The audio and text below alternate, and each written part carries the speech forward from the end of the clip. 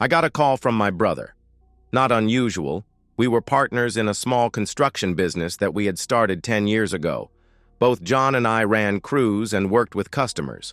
I also took care of the financial side along with the help of John's wife, Mary. We are both married with 4 young kids. My wife's name is Kelly. John and I enjoyed competing with each other in almost everything, but we were much closer than most brothers. We had every right to be. Hey, John, what's up? You need me to come down there and show you which end of a hammer to hold? I was waiting for the inevitable retort, but there was only a long pause. You there, John? Michael, are you alone? I have some really bad news. Hearing the seriousness in John's voice, I quit smiling into the phone and asked, What's wrong, John? Did someone die? John hesitated before replying, Worse. I just saw Kelly walking into a room at the Motel 6. I muttered, Crap. John's voice remained serious. Worse. Confused, I repeated, Worse? John then dropped the bombshell. She went into a room with Matt Rogers and they were kissing as they went in. Feeling my pulse quicken, I demanded, Where are you? John answered, I'm across the street working on that roof repair for the hardware store. I have to go by the house and get something. I'll be there in 10 minutes. Do not let them leave the room. I immediately left the office. Mary asked me what was wrong. She had seen the look on my face before, in high school. If not for John and I being outnumbered and the other guys throwing the first punches, both John and I would have served jail time. I went straight home and got my father's gun. I quickly drove over to the Motel 6 in town. I spotted John leaning against a wall, smoking a cigarette, holding a hammer in his left hand. They in there? I asked, nodding towards the door next to him. Yep. Here is a key card I got from the office clerk. $200 and no calls to the police until you leave. You think it will be enough? I asked. I told him where I would be putting this hammer if the police interrupted you before you finished. He knows who I am. He definitely believed me. You sure it was Kelly and Matt? I asked. There's her car in the back next to his car, he replied. All right, go back to the job. I'll handle it from here. John took a long drag on his cigarette and then put it out with his boot. John nodded at me and casually walked back across the street to the job. I pressed my ear against the door and could hear a man and woman making noises loudly inside. I pressed the key card against the door lock. It turned green and unlocked the door. Pushing the door open slightly, I saw the safety bar was engaged on the door. I stepped back while holding the door ajar with my foot, and I slammed my body into the door. The safety bar ripped from the steel door frame, and the door snapped open. I stepped into the room and shut the door. Kelly was on Matt. Both froze when the door smashed open. Kelly covered her body in surprise. When I stepped into view, Kelly screamed. Matt saw it was me and got an angry look on his face. Matt then started to push Kelly off, but he stopped when I pushed the end of my gun against his forehead. Kelly was whimpering. I pulled 2 thick zip ties from my pocket and handed them to Kelly, who was still sitting on top of Matt. Tie his hands and feet together, I roared. Damn you, jerk, I ain't letting you tie me up. I slammed the barrel of the gun against Matt's eyebrow, above his left eye. A gash opened up and blood immediately started running into Matt's eye.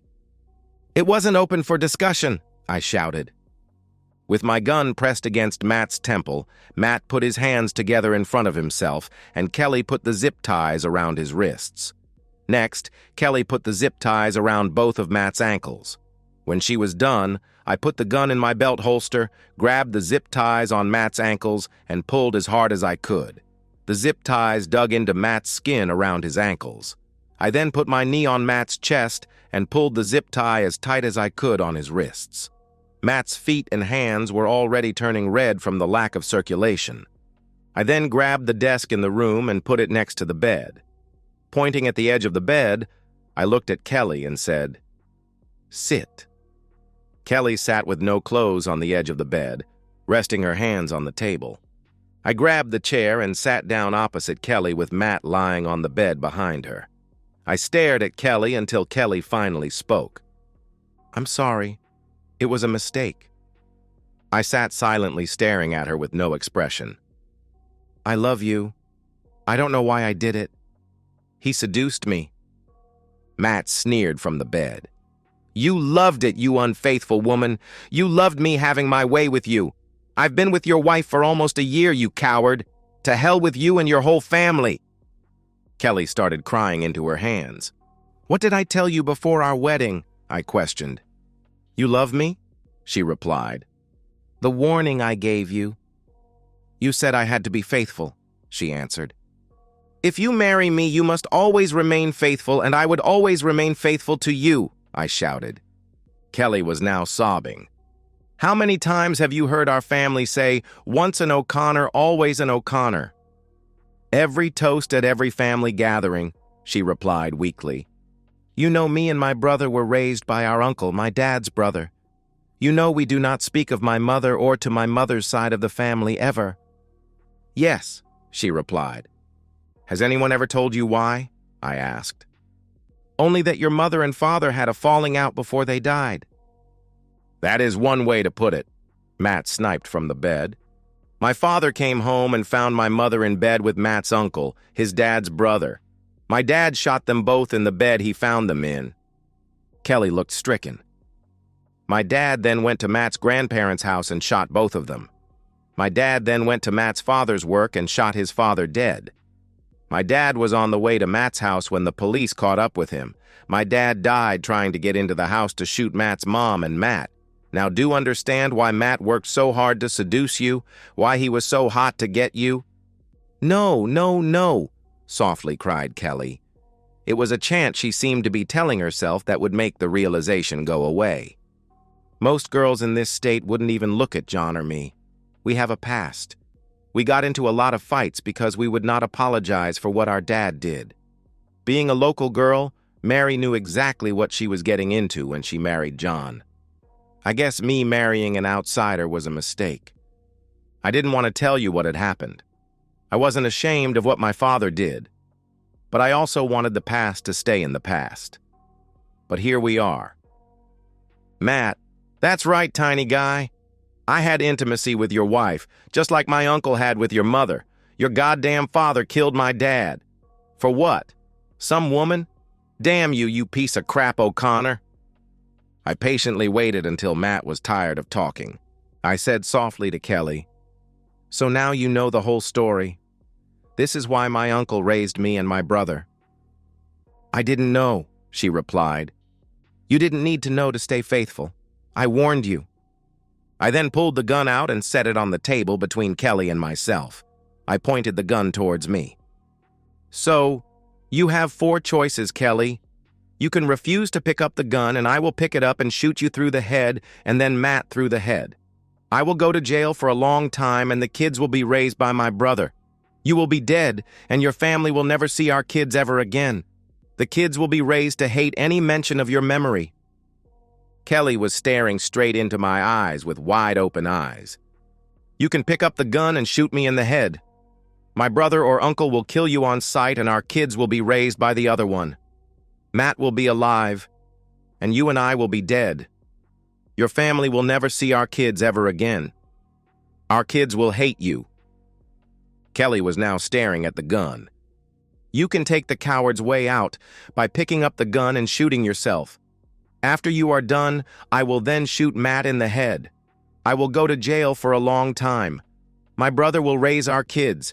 You will be dead, and your family will never see our kids ever again. Our kids will hate you." Kelly stopped crying. "Or you can pick up my father's gun and shoot Matt in the head, ending his bloodline and finishing what my father started. You will go to jail for a long time, and I will raise the kids. This will be a mistake that you corrected. We will see you every week. We will never leave you. Everyone, including me, will always love you." Kelly picked up the gun like she was in a trance. The gun was pointed at my chest. Matt started shouting, "Shoot him!" We can say he broke into the room and I managed to take the gun away from him. "You shot him in self-defense. I love you, Kelly. I'll marry you as soon as this is all over. I love you, Kelly." Kelly stood up, still not wearing anything, and pointed the gun at Matt, which shut him up. She stared at Matt on the bed and said in a soft voice, "Michael, I love you. Tell the kids I love them. Please go. I don't want you involved."